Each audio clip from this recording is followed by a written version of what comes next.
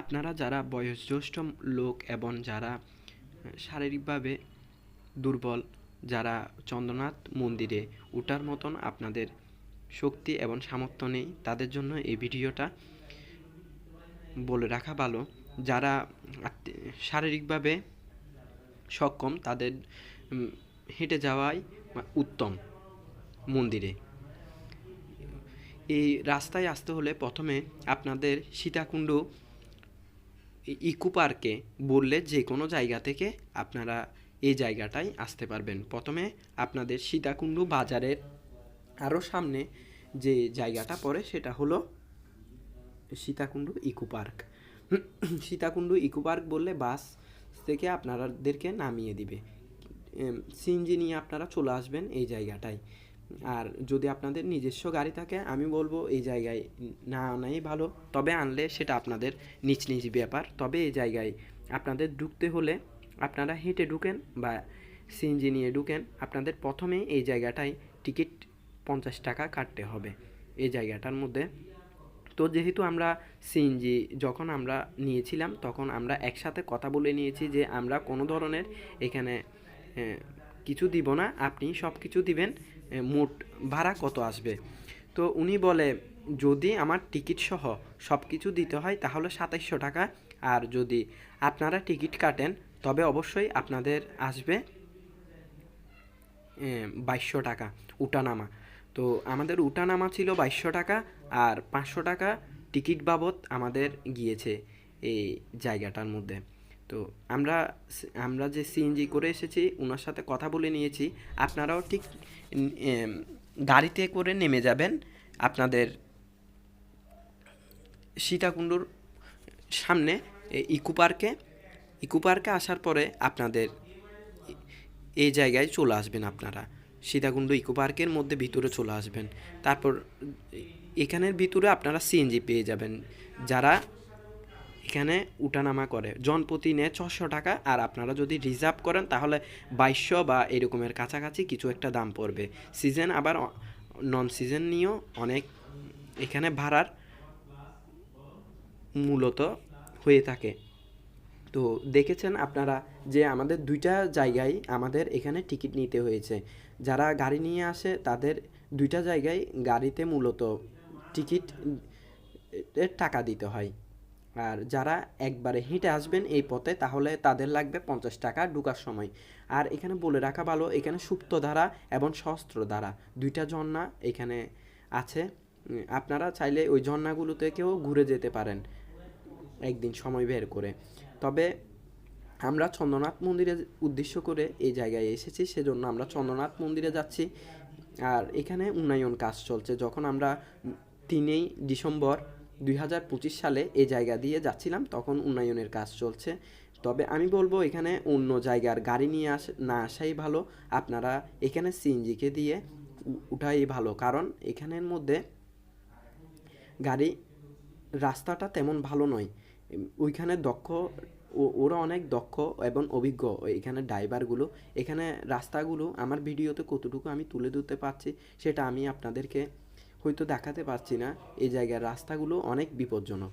তবে আমি বলবো আপনারা এখানের সিএনজিয়ে ইকো পার্কের সামনে আপনারা পেয়ে যাবেন। সিএনজিগুলোতে করে আপনারা রিজার্ভ করে পরিবার সহ নিয়ে ঘুরে আসতে পারেন। আর যদি জনপ্রতি উঠতে চান তাহলে 600 টাকা করে নিবে। আমরা উঠানামা আমাদের জন্য 2200 টাকা রিজার্ভ নিয়েছে। তো আপনারা কথা বলে নেবেন যে কতক্ষণ থাকবেন, সেটার ব্যাপারেও কথা বলে নেবেন। তো এই জায়গাটা বিপজ্জনক, আপনারা আপনাদের নিজের গাড়ি নিয়ে না আসাই ভালো, কারণ আপনারা ভিডিও শেষে দেখবেন এখানে কী যে দুর্ঘটনা ঘটেছে আমাদের, সেটা আমি ফুটেজে দিয়ে দিয়েছি। সর্বশেষ ফুটেজ আপনারা পেয়ে যাবেন যে এখানে গাড়ি উল্টিয়ে গিয়েছে, যে উন্নয়ন কাজের জন্য এসে উল্টিয়ে গিয়েছে। রাস্তাগুলো তেমন, আমি যখন এসেছি তখন তেমন ভালো ছিল না, রাস্তাটা বিপজ্জনক বললে চলে। তবে সিএনজি দক্ষ অভিজ্ঞ ড্রাইভার যেহেতু সেখানে নিয়ে আসা নেওয়া করে তাহলে কোনো সমস্যা হয় না। আর এই জায়গাটা লোক মুখে প্রচলিত, অনেকজনে বলে যে এই রাস্তাটা তেমন সুরক্ষিত নয়। তবে এই কথাটি আমি ভুল বলবো, কারণ এই জায়গাটার মধ্যে আপনারা তো সকালবেলা আসবেন আর রাত্রের বেলা আসবেন না।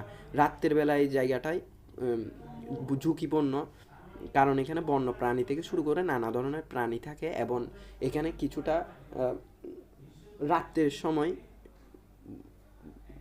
ঝামেলা থাকতে পারে, কিন্তু সকালবেলা কোনো ধরনের এখানের মধ্যে সমস্যা হয় না।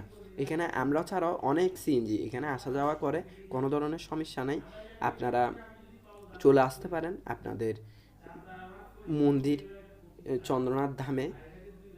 তো আপনারা এই যে আমরা এখন বর্তমানে চন্দ্রনাথ ধামের যে মন্দিরের সামনে চলে এসেছি, তাহলে আমি আবারও বলছি যে আমাদের টিকিট ছাড়া পড়েছে 2200 টাকা, আর টিকিট সহ আমরা তো মূলত কথা বলে নিয়েছি, সেজন্য আমাদের পড়েছে 2700 টাকা। তো এখানে আমরা চন্দ্রনাথ মন্দিরে সিএনজি স্টেশন বলা হয়, এটা একদম চন্দ্রনাথ মন্দিরের কাছাকাছি, খুব কাছাকাছি জায়গায়। আপনারা যারা চন্দ্রনাথ গিয়েছেন তারা জানেন এই জায়গাটা কোন জায়গায়। আমি এখন ভিডিও ফুটেজটা দেখাচ্ছি, একদম মন্দির কয়েক সিঁড়ি উপরে এই জায়গাটায় আমরা চলে এসেছি। তো আমি মন্দিরের ভিতরগুলো দেখাচ্ছি না, মন্দিরে বিভিন্ন জায়গায় আমার মা এবং আমার মামি আমরা বিভিন্ন জায়গায় গিয়েছি, সেগুলোর কয়েকটা ফুটেজ দিয়ে দিলাম এই জায়গাগুলোর। তো আমাদের মন্দির আমরা শিব স্নান করা শেষ হয়ে গেছে, এরপরে আমরা ঘরের উদ্দেশ্যে রওনা দিচ্ছি। অবশ্যই আপনাদের আসতে হবে চন্দ্রনাথ মন্দিরে যেতে হলে সীতাকুণ্ড ইকো পার্কে, এবং ইকো পার্কের সামনে থেকে সিএনজি নেওয়াই সবথেকে উত্তম কাজ। মন্দিরে যারা হিন্দু ধর্মাবলম্বীরা আসতে চান তারা অবশ্যই, আমি বলবো, আসার আগে আপনাদের সংকল্প করা উচিত এবং ভগবান শিবের কাছে যে আমরা এখানে যেতে চাই, আমাদেরকে প্রভু আমাদেরকে নিয়ে চলুন এখানে, তাহলে অবশ্যই আপনাদের যাত্রাটা শুভ হবে এবং আপনারা সঠিকভাবে পৌঁছে যেতে পারবেন। এখন আমরা আবারও রওনা দিয়েছি আমাদের বাসার উদ্দেশ্যে। তবে যেতে যেতে এখানে একটা আপনাদেরকে আগেও বলেছি যে ভিডিও ফুটেজে লাস্টে দেখানো হবে যে এই জায়গায় দুর্ঘটনার কীভাবে শিকার হয়। এই জায়গাটা যদি বাইরের যারা এমনিতে দক্ষ না বা এই জায়গায় প্রতিনিয়ত চলাফেরা করে না, তাদের এখানে যে কোনো বিপদের সম্মুখীন হতে পারে। তাদের অভিজ্ঞতার অভাবে ভিডিও ফুটেজটা আপনারা এখনই দেখবেন যে কিভাবে একটা ট্রাক একটুর জন্য খাদে পড়ে যায়নি, এটা একটু হলেই পড়ে যেত। ভগবানের অশেষ কৃপা যে তিনি বেঁচে গিয়েছেন। তারপর এখানে প্রায় 30 হতে 40 মিনিট লেগেছে এই জায়গাটার মধ্যে এগুলো ঠিক করতে।